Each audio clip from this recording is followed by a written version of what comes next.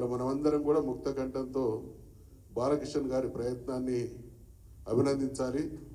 కారణం ఏంటంటే ఆయన ఈ చిత్రం ద్వారా జరుగుతున్నటువంటి అన్యాయాన్ని కళ్ళకు కట్టినట్టు చూపించడమే కాకుండా ప్రతి ఒక్కరిని ఆలోచింపజేస్తున్నది. ఇవాళ మధుసూదనాచార్య అన్న నువ్వు చూసినావు కానీ మరి నీ పాత్ర ఏంది ప్రజల్ని చైతన్యవంతం చేయడంలో అనేటువంటి ఒక అంతర్గతమైనటువంటి సందేశం ఉన్నది. కాబట్టి ఆనాడు ఉద్యమంలో పాల్గొన్నటువంటి మనం అందరం కూడా మరొక్కసారి గతాన్ని నెమరు వేసుకొని ఆ రోజు ఎటువంటి కార్యక్రమాల ద్వారా తెలంగాణ ప్రజలందరినీ తట్టి లేపినామో ఈ దుర్మార్గ ప్రభుత్వం చేస్తున్నటువంటి నిర్వాకానికి వ్యతిరేకంగా మళ్ళీ ప్రజల్ని కూడగట్టాల్సినటువంటి బాధ్యత కూడా మనమే తీసుకోవాలి. కాబట్టి ప్రజల నుంచి వస్తున్నటువంటి నిరసన, ప్రజలు వ్యక్తీకరిస్తున్నటువంటి ఆవేదనను ఇంకా ప్రజాబాహుల్యంలోకి తీసుకుపోవడానికి వారు చేసినటువంటి ప్రయత్నం మనందరికీ స్ఫూర్తిదాయకమైనటువంటి విషయాన్ని మనవి చేసుకుంటూ ఒక చక్కటి మాట చెప్పిండు. ఇది ఇంతటితో కాదు,